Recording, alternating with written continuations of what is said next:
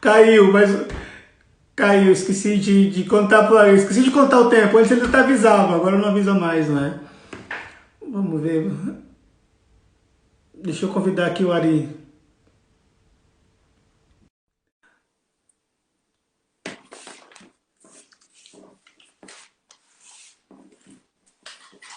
Ô, Ari, caiu. Esqueci, avisou aqui. Ele tem um tempo, né, de tolerância. É. É verdade, cara. Mas vamos fazer a segunda parte. Eu sei que você tem mais lives para fazer hoje. A gente vai fechando aqui alguns assuntos e a gente vai terminando. Tá legal. Mas você estava falando que esse sistema é da própria Babilônia. Em que aspecto isso é Babilônia, Ari? Porque você está transformando a fé num negócio, Uhum, que é uma das marcas da Babilônia no capítulo 18 de Apocalipse. uhum, Um lugar onde você vende de tudo, uhum. inclusive as almas dos homens, é, como se fosse pele no costume. Uhum. Então, esses são movimentos em que a alma dos seres humanos é vendida. É É. vendida a mentira, a confusão. Então, assim, sem nenhum juízo contra quem quer que seja, eu estou entendendo que a pessoa vai com a melhor das intenções. Mas o fato de você estar no mesmo lugar que algumas pessoas que são exatamente o contrário, que pregam exatamente o contrário do que você prega, só semeia confusão. Uhum. Você pode até pensar, não, eu vou aproveitar a oportunidade para falar a verdade. Só que na cabeça da pessoa que está ouvindo, é, todo mundo está falando a verdade e deve ser mesmo, porque todos vocês estão no mesmo lugar. Uhum. Então isso significa que vocês concordam. Aí a pessoa diz, não, mas é por causa da unidade da igreja. Uhum. Não é verdade. As escrituras dizem que dois que não concordam não podem andar juntos. Não tem como. Então, você vai passar uma mensagem. Você vai passar uma mensagem falsa, porque o meio é a mensagem. Já dizia o Marshall McLuhan, o meio é a Uhum. mensagem. Uhum. Então, se você está lá aglutinado com todo mundo e vocês são diferentes, têm mensagens diferentes, têm ênfases diferentes, inclusive compreensões diferentes do próprio Deus, do próprio Evangelho, da própria Escritura. E, de repente, vocês estão no mesmo lugar, que mensagem vocês mandaram? Que Uhum. mensagem foi mandada? A mensagem que foi mandada é que tudo é a mesma coisa. Uhum. E a gente sabe que tudo não é a mesma coisa. Então, o que, Uhum. que você, de fato, está fazendo? Você está fazendo um negócio, você está num comércio. E o que é que está sendo trocado? A alma das pessoas. A alma das pessoas está sendo trocada. Porque elas estão lá, estão sendo enganadas, não vão ter condições de discernir a verdade, tá certo? Que elas vão receber N mensagens conflitantes entre si. Uhum. E aí, elas vão receber N mensagens conflitantes entre si, vão ficar perdidas e vão se dar conta de que, na verdade, a alma delas está sendo vendida, trocada, porque as pessoas foram lá pegar o dinheiro delas, pegar a credulidade delas, Uhum. pegar o empenho delas, pegar a fidelidade delas a uma causa equivocada, Uhum. e você cooperou. Uhum. Porque o cara diz assim, não, não, mas o Zé da Silva, ele é sério, ele é sério. Sim, Uhum. o Zé da Silva é sério. Mas ninguém mais é sério. Só que agora o Zé da Silva foi com todo mundo que não é sério. Então, o Zé da Silva ou não ficou sério ou está vendendo que os outros ficaram sérios. E aí você não dissegue mais nada. Você não dissegue mais nada, você entrou nesse pandemônio, né? Uhum. Essa confusão de vozes. E a Bíblia diz que tem de discernir os espíritos. Uhum. E agora você não tem mais condição de discernir o espírito. Porque tem gente ótima de um lado e gente péssima do outro, mas estão todos no mesmo lugar. E aí o camarada diz, não, mas é por causa da unidade da igreja, etc. A unidade da igreja é uma unidade celebrada no Espírito Santo e pelo Espírito Santo. Uhum. Não é uma unidade institucional, nem é uma unidade ministerial. E tão pouco de pensamento, né? É outra pegada.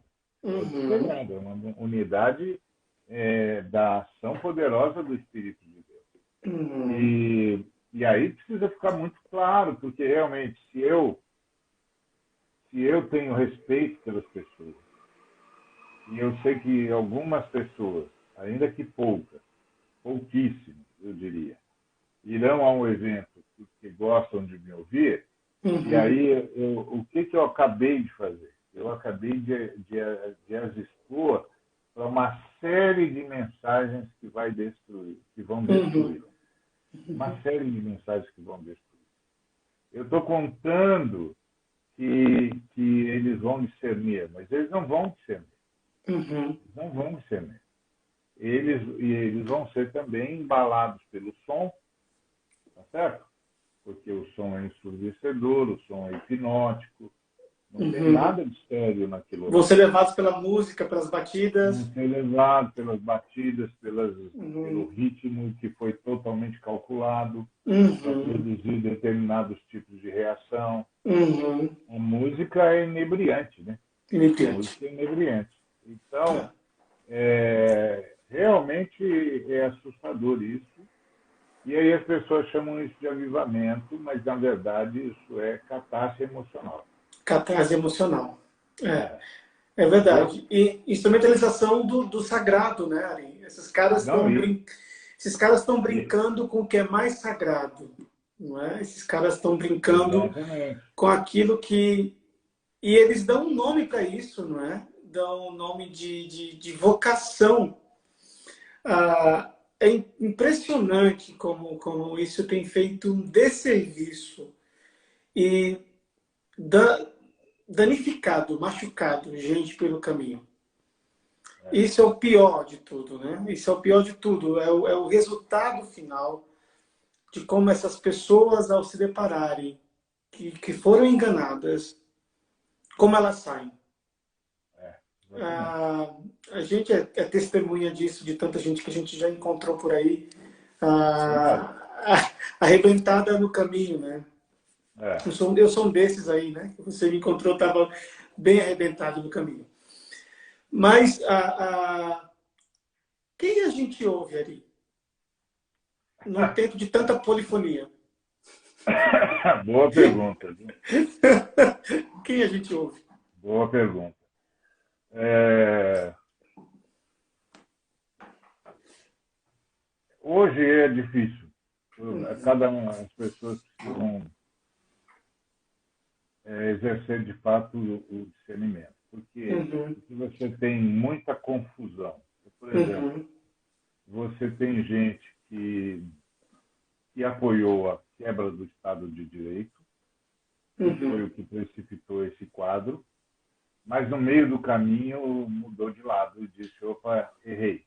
Uhum. Apoiei a quebra do Estado de Direito e agora estou amargando essa loucura aí. Uhum. Então você pode se aproximar de alguém assim com cuidado. Deixa eu ver o quanto essa pessoa se arrependeu mesmo. Porque as pessoas não sabem a diferença entre perdoar e arrepender. Uhum. O perdão cristão é incondicional. A gente perdoa todo mundo. A gente perdoa qualquer pessoa que cometeu algum mal contra nós, mesmo que ela não se arrependa, mesmo que ela não peça perdão. Uhum. Porque o segredo da fé cristã é perdoar. Agora, aquela pessoa que foi perdoada só vai, de fato, usufruir dos efeitos espirituais do perdão se ela se arrependeu. É Se ela verdade. não se arrependeu, ela não vai desfrutar dos efeitos espirituais do perdão. Então, quando você perdoa, você cura a sua alma, você cura o seu coração. Então, o perdão é primeiro para curar o coração da vítima. Então, você cura o seu coração.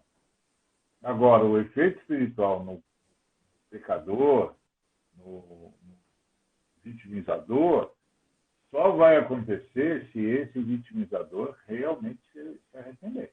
Se ele não se arrepender, ele não recebe os efeitos espirituais do perdão, porque ele não se arrependeu. Ou seja, ele não mudou de paradigma. O arrependimento é uma mudança de paradigma. É uma mudança de estrutura mental acerca de si, acerca do que você fez, acerca do caminho que você outrora escolheu ou não, de ferir alguém. Feriu alguém, caramba. Não podia fazer isso, você fez. Então, isso tudo tem de gerar arrependimento. Então, agora é hora de observar. Primeiro, quais foram os caras que desde o início disseram está tudo errado? Isso aqui está errado, não vamos por esse caminho, esse não é o caminho de Deus. Primeira pergunta. Segunda pergunta. Desses caras que disseram que está tudo errado, quantos caras desses disseram que está tudo errado a partir da fé? Não apenas a partir da ideologia. Porque haviam caras que nem criam direito na Bíblia, nem criam em Jesus Cristo, nem criam na ressurreição de Jesus, mas que ideologicamente ficaram contra o que estava lá. Mas eles não ficaram porque eram cristãos. Eles ficaram porque eram de outra ideologia. E continuaram dizendo na fé cristã as mesmas coisas que eles sempre fizeram, sempre disseram. Negando a ressurreição de Cristo, negando o nascimento virginal, ou seja, o que for. Atacando a vida cristã, sem levar muito a sério a pregação que chama ao novo nascimento. Mas eles já eram ideologicamente contra isso. Então eles disseram não, mas eles não disseram não porque eram cristãos. Eles disseram não porque era de uma ideologia diferente. Contrária deles. É contrária deles. Então precisa discernir. Esses caras disseram não por quê? Por serem cristãos? Não, é porque ele era dessa ideologia. Bom. Então, ótimo que eles disseram não e tal, mas esse cara não fez isso como cristão. Então, se você quer ouvir uma mensagem de alguém a partir da fé cristã, esse não é o cara. Esse não é o cara. Tá certo? Esse não é o cara. A outra coisa é onde é que o cara estava. Entendeu? Então, por exemplo... Onde ele estava e para onde ele foi, não é? O cara era amigo do Olavo de Carvalho. Fazia parceria com o Danilo Gentili. E agora ele mudou? Ele mudou ou ele está tentando salvar a sua pele? Eu vi hoje, eu vi essa história. É um cara que com 2 dedos não tem nem como cobrir a vergonha. Então, o cara dos 2 dedos tem 2 dedos que não serve para nada, né? Para digitar. Exatamente. Então, ele mudou mesmo ou ele está só querendo salvar a pele? Pulando fora do barco, né? Antes que o barco... aquele filme de Titanic, né? Antes que afunde o Titanic... precisa fazer esses discernimentos. Claro. Então, todo o arrependimento é bem-vindo, é lógico. Há pessoas que se arrependeram mesmo e disseram, errei, e estão corrigindo. Então, esse é um cara que você deve ouvir. Agora, tem aqueles caras que nunca levaram a fé cristã muito a sério mesmo. É que eles tinham uma ideologia que, graças a Deus, era contrária a essa loucura que está aí. Mas eles não tomaram a posição, porque eles eram cristãos. Eles tomaram posição por causa da ideologia. Claro. Agora, você pega o outro cara que não, fez coisa com o Olavo de Carvalho, escreveu junto com ele. Meu, desculpa, você precisa se explicar melhor. Uhum. Você precisa se explicar melhor. Tá certo? Uhum. Do que você está falando? Você mudou tanto assim? Você estava Como é que sendo tão pode, enganado, né? você estava sendo tão enganado desse jeito? Explica para mim o que deu em você. Ontem esse cara era seu amigo, agora não é mais. Explica para mim o que houve. Então, agora, há muita necessidade de discernimento. Muita necessidade de discernimento, muita calma nessa hora, porque tem muita confusão. E aí você pula de um barco para o outro sem pensar. E o Tomás de Aquino já propunha algo que a gente sintetizou como os extremos se encontram. Uhum. Se encontram? Então, cuidado para não pular de um barco para o outro e acabar no mesmo lugar. Cuidado com isso. Então, agora precisa muita cautela, precisa ver, primeiro, a coerência. Quem foi coerente nesse tempo todo? Quem foi coerente com a fé que eu vivo, que eu prego, que eu entendo? Porque, assim, no meio dessa confusão, entra de tudo, né? Isso é como sair correndo de dentro de um circo depois que ouviu o grito fogo, fogo, fogo, fogo. Salve-se quem puder, né? Salve-se quem puder, sai todo mundo desesperado. Inclusive o cara que atirou fogo sai junto. Sai junto.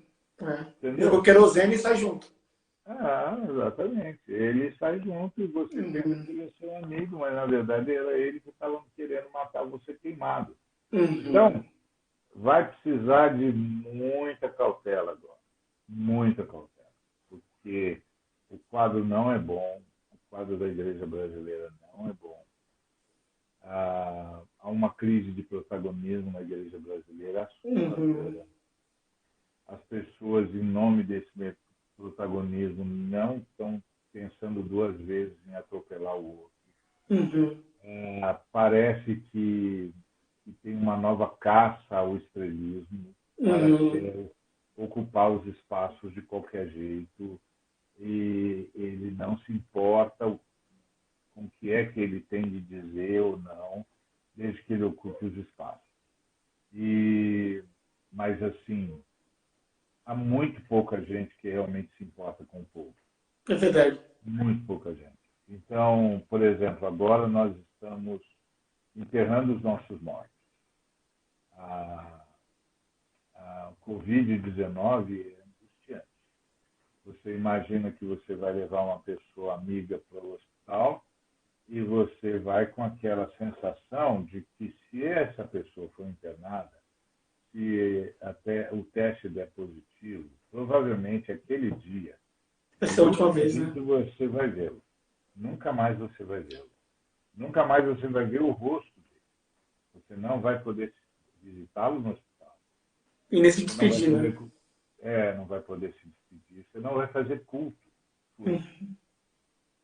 Então, imagina o quadro. Imagina o quadro. Então, como é que você se despede dele lá na porta do hospital? Você não pode se despedir dele como um sujeito que já morreu. É claro que não, você tem de incentivá-lo a ter fé, a ter esperança, é óbvio. Mas você sabe, se der positivo, provavelmente você não o verá mais. E você tem de engolir isso. Você tem de engolir a dor a partir de agora. E se preparar para não vê-lo nunca mais. Inclusive, nem conseguir acompanhar direito seu enterro. Entendeu? E se ele for jogado na vala comum, nunca mais saber onde ele está. Nunca mais. Entendeu? Imagina esse quadro. Imagina esse quadro. Aí você vê um pastor chamando os caras para reuniões presenciais. Você percebe? É dose, né, cara? Não, tem alguma coisa errada. Então, Tem alguma coisa errada. Eu estava falando isso tem ontem uma indústria aí. com os meninos, com o Bojack, com o William e com o Max. A gente fez uma live na quarta-feira, não sei se você soube. Eu soube. E eu estava falando justamente isso, que a dificuldade que os pastores têm em serem inúteis. Esse ativismo religioso, que é uma herança maldita dos missionários estadunidenses, essa missão em escala industrial é uma herança maldita. É maldito. Porque ela só funciona e os nossos missionários brasileiros também replicam isso, porque se eles não promoverem, não aparecerem, não falarem, não tiverem na mídia, não tiverem mandando apelos e exibindo a miséria humana, eles não são relevantes, não são protagonistas. E lidar nesse tempo de pandemia com simplesmente a situação e a possibilidade de serem irrelevantes e não terem de fazer nada, de deixarem o povo não precisarem de gurus, porque no discurso essa turma toda, inclusive os neoconfilistas, dizem não, a gente pega lá o texto de Hebreus e dizem não existe mediador entre Deus e os homens, mas na prática a gente sabe que essa turma quer fazer e faz esse papel. E, além do mais, eles querem o controle da mente, do que o povo escuta, do que o povo vê, do que o povo lê, do que o povo veste, onde o povo vai, que o povo come. Inclusive, como o povo gasta o seu dinheiro. Exatamente. E diante dessa impossibilidade, por causa dessa fatalidade que está ocorrendo no mundo inteiro, saber lidar com essa irrelevância é o golpe mais duro. E talvez eu estava ouvindo hoje, para uma coisa se tornar um hábito, é necessário apenas 21 até 30 dias. Nós já estamos há 8, 9, quase 10 semanas. Aqui na Espanha a gente já está 10 semanas de pandemia, não sei, de quarentena. Aí no Brasil já estou para 8, 9 semanas, né? Imagina a ficha caindo desses pastores, entendendo que para falar com Deus não precisa ir lá no tempo deles. Já pensou? Já imaginou qual é a reação deles saberem que Deus não mora lá? Pois é. Que Deus não está preso na casinha deles. Graças a Deus. E que o povo não precisa deles para ler a Bíblia. Se eles quiserem, eles podem ler. E o Espírito que fala com eles, fala com qualquer pessoa que quiser ouvir. Que o entendimento e a reforma protestante, que a gente fala tanto que deu acesso ao povo a ler a Bíblia, mas a gente quer condicionar essa leitura à lente dessa dogmática cancerígena, que é essa leitura condicionada ao dogma, quer seja dogma de um lado ou dogma do outro, e a gente tentar entender que nesse tempo a igreja não mora mais ali naquelas 4 paredes. Parece um princípio, parece que a igreja voltou para as casas, como era no princípio. Parece que a igreja voltou para aquele oikos, né? Aquele grupinho pequeno. Matou a mega igreja. Não sei, a mega igreja é uma anomalia. É um câncer sistêmico, é um câncer generalizado. E aí parece que nesse aspecto, a Covid-19 é uma espécie de ação para expurgar esse tumor da igreja sem CNPJ, né? Dessa igreja aí, com I maiúsculo, com letra garrafa, que é invisível, mas que ao mesmo tempo vai ser a igreja que vai sobreviver a isso. Exatamente. Então, eu não sei como é que você vê, isso ali. Será que a gente pode pensar como Elias diante de um quadro em que a Babilônia, né, diante do quadro em que os inimigos de Israel iam chegar ali e falou assim, eu estou aqui sozinho, será que Será que não tem mais profeta em Israel? Será que não tem mais gente que pensa? A gente pode sentir esse mesmo sentimento. Será que a gente está sozinho, que nem ele, ou se sentir sozinho, como ele se sentia? Quem são? Onde estão os 7.000 que não dobraram os joelhos a Baal? Que não obedeceram a esposa do rei Acabe? Onde estão, Ari? Quem são essas pessoas que a gente pode tentar ouvir e dizer assim, para não se sentir sozinho na caminhada? Eu sei que você é um deles e eu conto contigo, mas quem são essas pessoas que não dobraram o joelho a Baal? É difícil de achar, viu? É difícil. A gente sabe que eles estão por aí como nós estamos, né? Uhum. Mas não é fácil, porque a frente de evangélicos, entre outras coisas, trouxe esse ajuntamento. Uhum. Mas eu tenho de reconhecer que mesmo na nossa turma e tal, de resistência ao neonazismo, etc., tem um bocado de gente que está usando isso como um trampolim para abrir mão da sua responsabilidade de vida perante Deus. Uhum. Entendeu? Que entende que porque os fundamentalistas se perderam, Uhum. que você como cristão vai viver de qualquer jeito, que qualquer jeito de viver está certo e tal. E eu não digo isso como juízo, eu digo isso como adoração.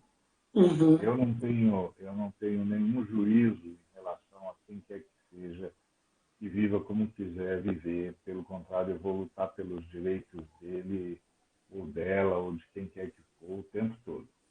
Não, eu estou falando de mim. Uhum. Estou falando de mim, se eu vou utilizar esse momento de confusão para abrir mão da adoração que eu sempre prestei a Deus. Uhum. Porque há certas coisas que eu sempre entendi que fazem parte da adoração. Porque a adoração é, na verdade, um ato de manifestação da vida de Deus em nós. Porque o fruto é o fruto do Espírito, não é o meu. É o fruto do Espírito. Então, eu não posso, em nome dessa confusão,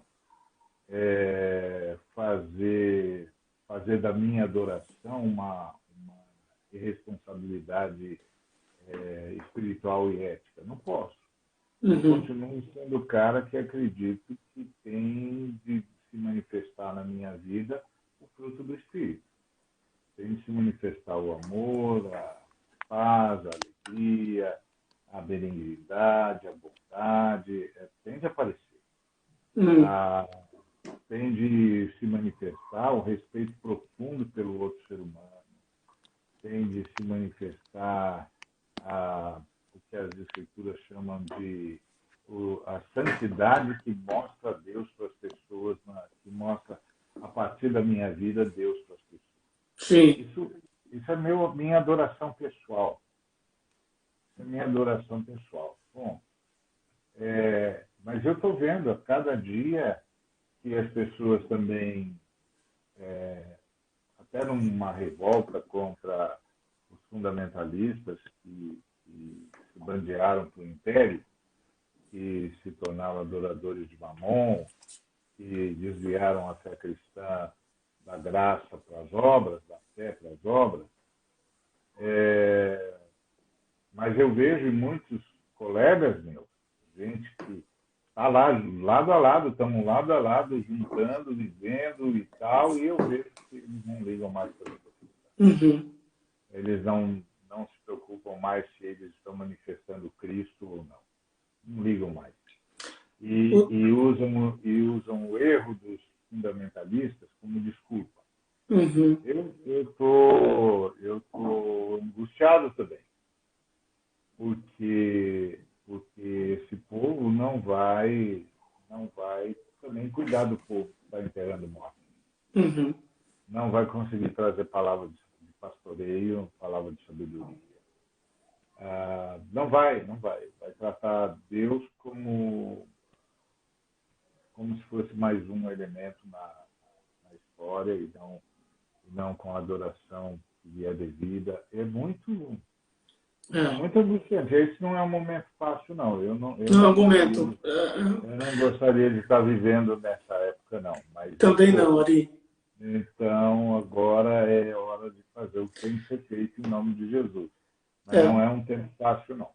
Teve uma pergunta aí acima do Melk, que perguntou aí para a gente, como é que a gente faz para separar e demonstrar que na sociedade existem essas duas igrejas, a igreja evangélica e a igreja verdadeira? Outra pergunta difícil, né? Como é que a gente faz para separar, né? Como é que existe a possibilidade aqui, né? De ter tempo ainda de mostrar na sociedade que existem dois tipos de evangélicos, dois tipos de igreja? Então, eu acho que a frente de evangélicos, assim como outros grupos, é uma tentativa de mostrar isso. Mas é uma resistência, né? E uma tentativa de mostrar para as pessoas que existe uma divisão dentro da igreja. Como houve no tempo do Dietrich Bonhoeffer, há também agora, como houve na ditadura militar brasileira, em que muitos evangélicos tomaram partido da ditadura. Há também agora e tal, mas não é fácil de demonstrar por causa dessa confusão. Nós estamos vivendo uma verdadeira Babel mesmo, uma verdadeira Babilônia. Então há muita confusão, não é fácil demonstrar. Não. A gente organizou a frente e a frente tem conseguido espaços entre as outras forças vivas e democráticas da nação e tem sido reconhecida como a representante de um grupo de evangélicos, que nem todos estão na frente, nem precisa, mas de um grupo de evangélicos que resistiu a essa avalanche, que resistiu a essa loucura e que tomou posição ao lado da democracia e ao lado da justiça e dos direitos humanos. A gente está conseguindo aqui e ali, mas eu entendo que quando isso passar e as forças progressistas assumirem o poder, vai ser muito difícil para eles fazerem a diferença. Muito difícil. Já agora, a gente já encontra uma má vontade por parte deles, porque eles não querem se dar o trabalho de estar tendo de identificar que evangélico é o quê. Que tipo de evangélico você é? Eles não querem se dar esse trabalho. É mais fácil condenar todos pela maioria. A maioria não tomou essa posição, então dane-se. A linha de corte corta por cima, né? Você é evangélico e chega. Então, você estava lá e tal, o sotaque é igual, eu vi você lá com um cara, você fala do mesmo jeito que ele. Então, eles não querem se dar o trabalho.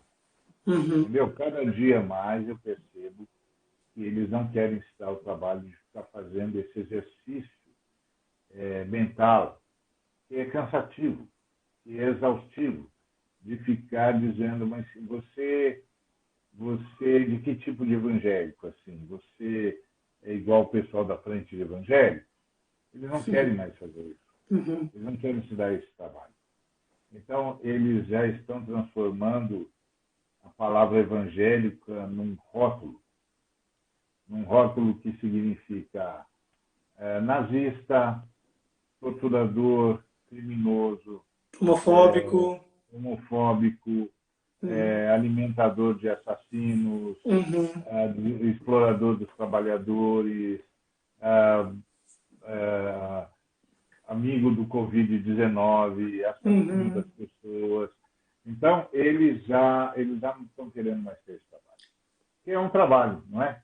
Eu chegar para alguém e dizer, o cara se apresentar para mim e disser, olha, eu sou evangélico. É um trabalho ficar perguntando, mas assim, você é evangélico de que tipo? Assim? Você está com quem? Tem que Você, diferenciado, né? é, você segue que pregadores? Assim? Você Uhum. é Quem da você turma do escuta, Wellington? né? Quem você lê. Você é da turma do Wellington? É, não dá muito trabalho, entendeu? Dá muito trabalho. Ah, você é evangélico? Não quero conversa com você. Uhum. Não, peraí, né, companheiro, olha, desculpa, não tem tempo para Tem tempo você, não. Sem tempo, não irmão, tem né? tempo, é muito trabalho, vocês não conseguiram derrotar, vocês saíram derrotados, para mim Uhum. é tudo a mesma coisa, Uhum. entendeu? E assim, é, imagina que eu chegue para o cara e diga assim, não, rapaz, você precisa conhecer Cristo, precisa saber como Cristo é extraordinário, o que ele trouxe e o que ele pode fazer na vida de alguém. E aí o cara diz assim, mas assim, o Cristo igual o do Silas lá, Daquele da televisão? é aquele da TV, Uhum. ou aqueles que foram do governo. Ou aquele que gastou 150 mil reais para arrumar os dentes? Esse aí, não, peraí, é que eles não Uhum. são de Cristo mesmo, eles são falsos. Ah, amigo, desculpa. Se Sim. Cristo salva, não salvou os caras. Uhum. Se Cristo muda a vida das pessoas, não mudou a dele. É. E eles usaram e abusaram de Cristo e Cristo não fez nada. Então, desculpa. Aliás, esse é o peso da fé cristã o tempo todo. Quantas vezes, quantos caras que conheciam Judas Iscariotes não disseram como é que esse cara pode ser filho de Deus, ser tudo que ele está Uhum. dizendo, e não percebe esse cara aí que está aí metendo a mão no dinheiro, nas Uhum. ofertas? Entendeu? Esse cara deve ser cúmplice. Não era. Não Não era. era. Ele estava tentando salvar o Judas. Estava tentando dizer para o Judas, Judas, o escândalo tá profetizado, mas não precisa ser com você. Não precisa ser você. Sai desse negócio. Pô, se você não ficar alheio, outro cara vai me prender, outro cara vai me dedar. Não tem que ser você. Você não precisa passar por isso. Se arrependa, olha, presta atenção, estou junto de você. Mas quem fora de lá vai saber? Uhum. Quem fora do círculo vai saber disso? Ninguém. É. E mesmo esses irmãos que estão fazendo esse montão de asneira, muitos deles são do Senhor mesmo, e foram enganados. E o Senhor está lá dizendo, ô meu filho, se arrependa, ô minha filha, se arrependa. Mas quem vai saber a diferença disso? Quem? Então, nós vamos ter de assumir que nós vamos pagar esse preço, Uhum. de sermos desprezados pelo erro deles e termos de aguentar o tranco, Uhum. porque ainda vai sobrar essa gente que está enterrando os mortos para ser pastoreada, para ser apacentada, para ser consolada, e eles não vão conseguir fazer isso, porque eles perderam credibilidade. Eles não só perderam credibilidade, como eles perderam autoridade. Eles não têm mais autoridade para pregar o evangelho. Eles Perder a não têm mais profecia, né, Ari? autoridade. Exatamente. Eles não têm mais autoridade para falar de Jesus. Uhum. Vai sobrar para a gente. E Uhum. vai sobrar para a gente com essa perspectiva de que você vai socorrer os caras. E quando você for pregar, você vai ter de ouvir isso. Você vai ter de ouvir isso. Mas escuta ali, mas aqueles caras não eram seus amigos? Mas aqueles caras não pregaram junto com você? O Wellington, eles não eram da mesma missão que você? Esses caras do Missão na íntegra, não é? É, eles não estavam com você no campo missionário? Tá, Eles não estudaram no mesmo colégio que você, eles não vieram do mesma história. Então explica para mim, Cristo funciona para uns, não funciona para outros. Mas eles não eram pastores, eles não eram missionários, pregadores, pastoras, uhum. presbíteros, presbíteras. Explica isso para mim. Não tem como explicar. Você vai explicar o quê? O que você vai dizer? Não vai dizer. Você vai dizer, perdão, desculpa, foi mal, mas Cristo não tem nada a ver com isso. O cara vai zombar de Cristo. Você vai ficar quieto. Você vai ter que ficar quieto. Você vai fazer o quê? Os caras fizeram o mesmo. Eles mentiram mesmo. Eles apoiaram mesmo toda essa falcatrua. Eles trouxeram mesmo as pessoas para reunir presencialmente, sabendo do risco do contágio. Eles condenaram mesmo um montão de gente à morte. Inclusive, alguns deles morreram. Você vai dizer o quê? Então, esse não é um quadro fácil. Não, não é. Não é um quadro fácil, não é um quadro simples.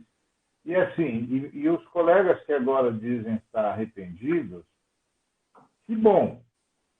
Arrependimento é sempre bem-vindo, mas isso não muda o fato de que eles foram cúmplices do que está acontecendo. Uhum. Eles ajudaram a derrubar o governo Dilma injustamente, eles ajudaram no golpe de Estado, eles ajudaram que o Temer assumisse o poder, eles acreditaram que era esse o caminho. Acreditaram em heróis, não é? Eles acreditaram em heróis, eles votaram no dito cujo mesmo, Voldemort aí no mesmo, entendeu? No inominável. Eles fizeram tudo isso. Depois eles se arrependeram. Que bom que eles se arrependeram. Mas assim, eles se arrependeram, mas isso não tira deles o fato que a história é implacável. Muito. A história é implacável. Então, esse é o ponto.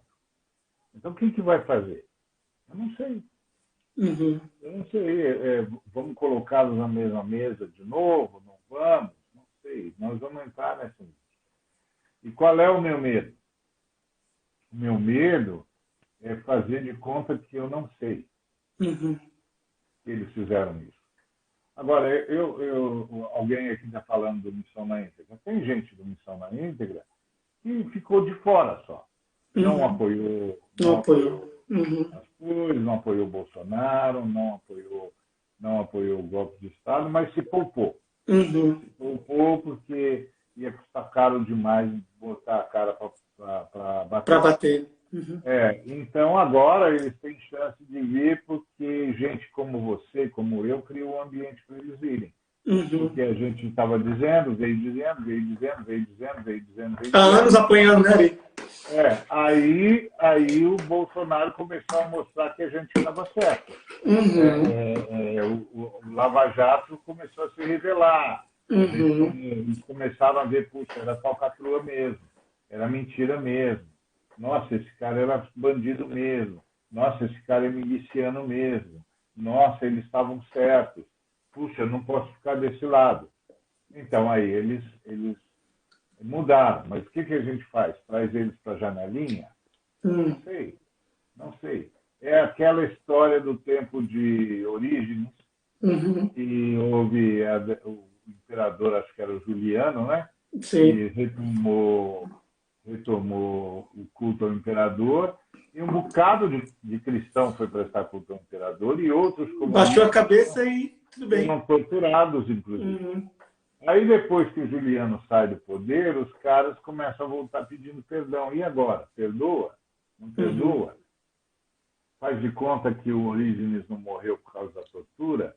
Faz de conta que muitos outros cristãos não morreram por causa da tortura, enquanto aqueles caras escaparam e se locumpletaram e prestaram culto a um deus pagão e agora voltam pedindo perdão? Quer dizer, não sei. Nós estamos num quadro muito complicado. Muito complicado. E a gente pega esse mundo e fica uma pergunta, e fica uma interrogação enorme. Como fazer missão no mundo desses, né? Como fazer missão no mundo quebrado?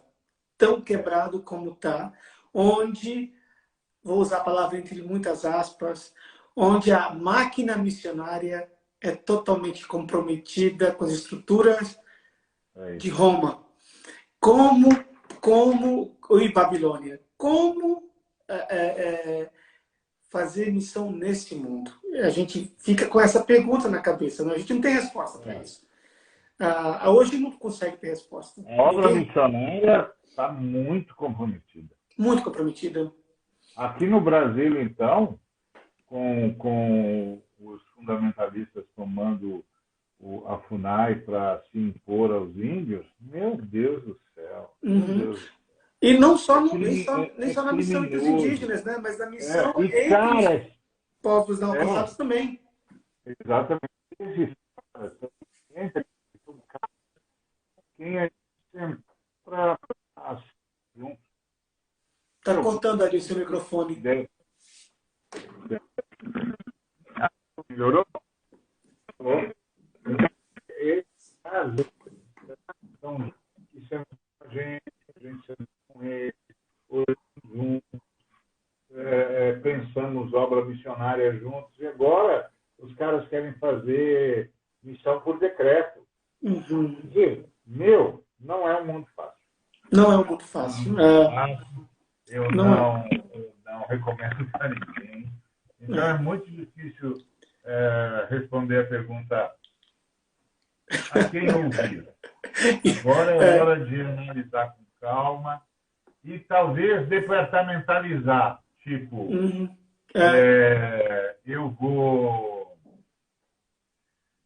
Em termos políticos, acho que eu posso ouvir esse. Mas em termos de adoração, acho que eu só posso ouvir fulano de tal. Não tem filtros, né? Eu preciso achar no cara duas coisas.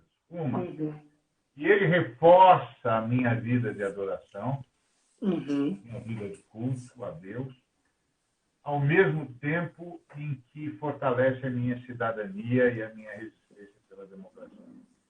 Juntar essas duas coisas não vai ser tão simples. Não vai ser tão simples. Um trabalho ardiloso pela frente, né? E um trabalho difícil. Você tem que colocar o...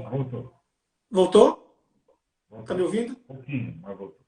Tá bom. O trabalho é muito árduo pela frente. Muito árduo.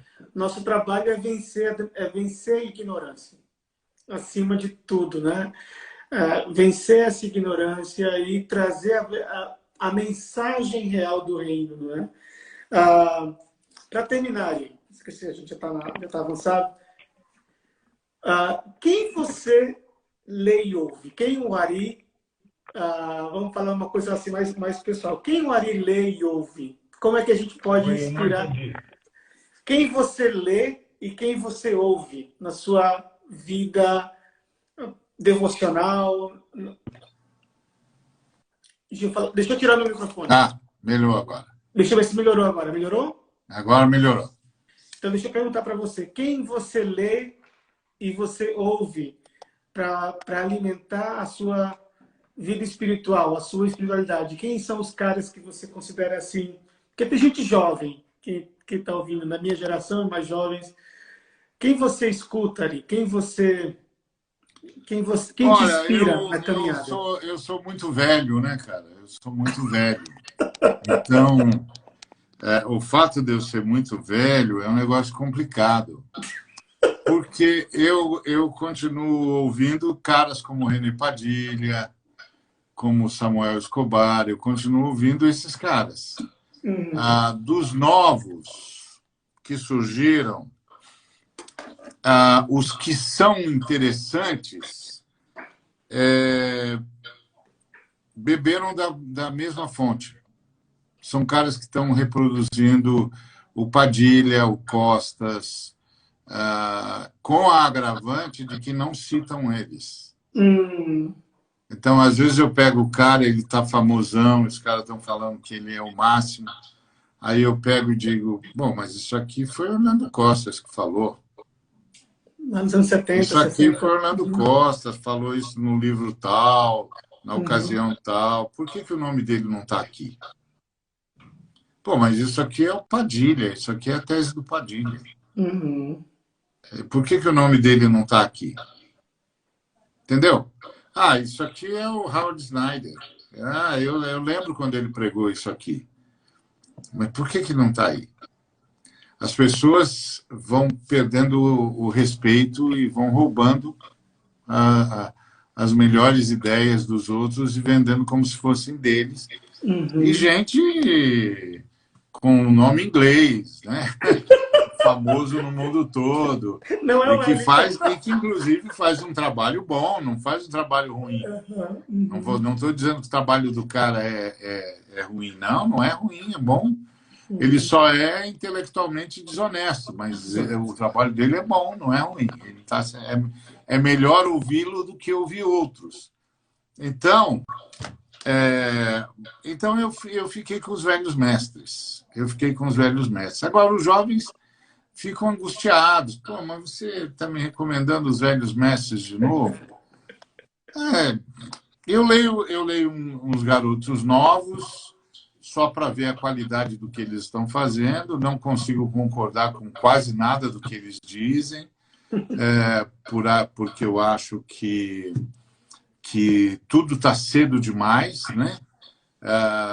O problema da academia é que a academia faz você produzir antes de você ser, antes de você ter vivido, antes de você ter experimentado, antes de você ter sofrido.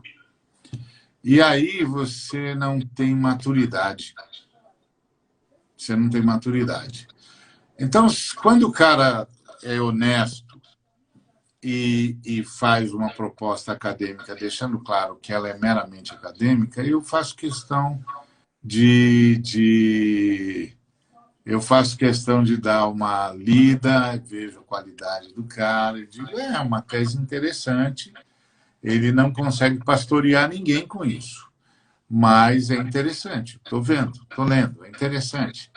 Às vezes eu já percebo, na minha opinião, equívocos no pressuposto, mas é uma tese, uma tese.